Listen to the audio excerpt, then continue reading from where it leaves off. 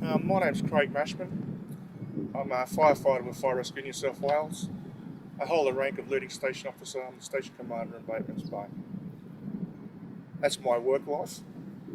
I'm also a Yuin man. My clan is the Wallabunga and Wallagalake. My great-great-grandmother is Emily Goodoo Walker, the custodian of Gulliga Mountain. In my term, my life growing up as a young kid, living on country was important, but also playing on country was important. That's where we learn our foundations of respecting the land, respecting the animals that are on it, respecting the vegetation that grows there, and what it means back to family and how we can provide food and sustainability in our lives. From an Aboriginal perspective, the connection is very, very important. It teaches us that we are part of the land. It teaches us we're connected to the land, and also teaches us we're to care for the land. There are three critical things embedded in the First Nations people on the country you reside in. But people also need to take into mind and also be careful that can be different for every country and every nation. So what we have here, in terms of looking after the land, preparing it and taking care of it, could be different to say somewhere like Casino.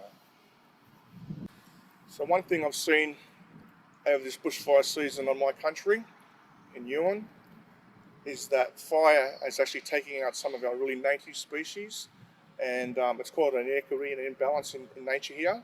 A lot of our biodiversity has been taken out, and those insects and entomology part of it, which is key to the land regenerating and rejuvenating, has also been taken out. And what we can have here, it creates an imbalance. We can also see some invasive species start to come back in. Now, our plants in this country here, like many other different nations and countries, can germinate at different temperatures based on fire behaviour and fire temperatures.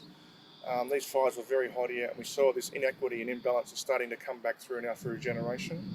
The key part to us controlling that now is getting cultural practices back in place to level out that playing field, so the species that are supposed to be here can actually be here. One of the key things here that I want to talk about is how it affects our Aboriginal children within our community. So some of these kids now have lost that foundation of having family around them, surrounding them, which gives them a sense of security.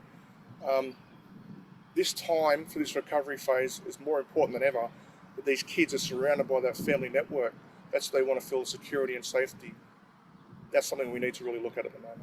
I suppose the most respectful way for educators to do that is to look into their own communities and find those key knowledge holders that talk about fire and have that fire knowledge.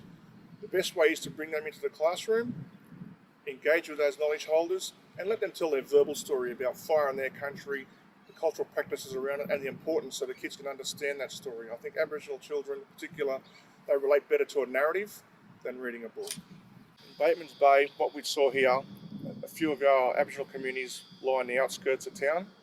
They were the first communities and structures that were impacted by this fire that come through here. Fire loads and fire ferocity that we've never seen before, I've never seen in 28 years. So what we found that some of my community members and family members are the first people to lose their houses early in the morning.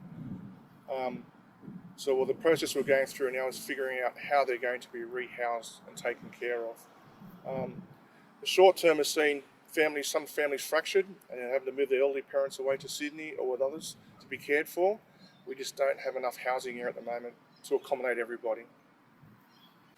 So some of the major impacts we're going to suffer here on the longer term is looking at some of our cultural practices. There's been significant areas burnt around the Yuin country that have been really hit hard by fires, both women's and men's country, where some of those practices and learned knowledges are passed on to our children. There are key holders in Bateman's Bay of this knowledge, both men and women, and that's something we really have to look at as a community now, how we're going to move forward to pass that knowledge on to our kids.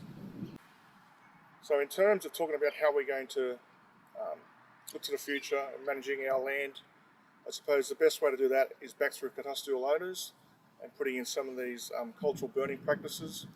As I spoke about before, we've seen how the land was severely damaged, but now it's going through a regeneration process. It's important now to bring custodial owners back in to manage cultural fire and burning practices. And they'll have to work with all the fire service agencies, but this is key because they are the holders of the knowledge of the land, and they're the best persons to understand how to put coal burns in place to take away the invasive species and to ensure that we have only native species growing back on the country that they're supposed to be in. This will bring all of our entomology back, animals and mammals.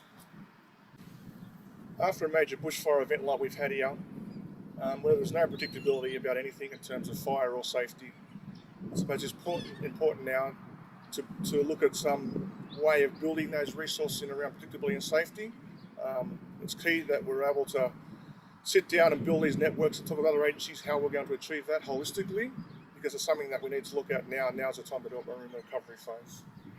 So it's so vital and important to always understand the uniqueness of any community you work in.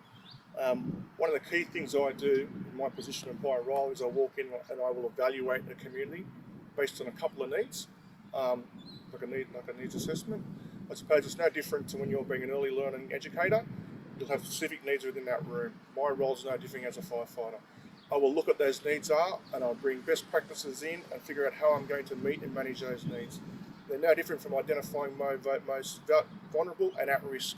They become my number one priority. And as an early educator, that should be your priority too.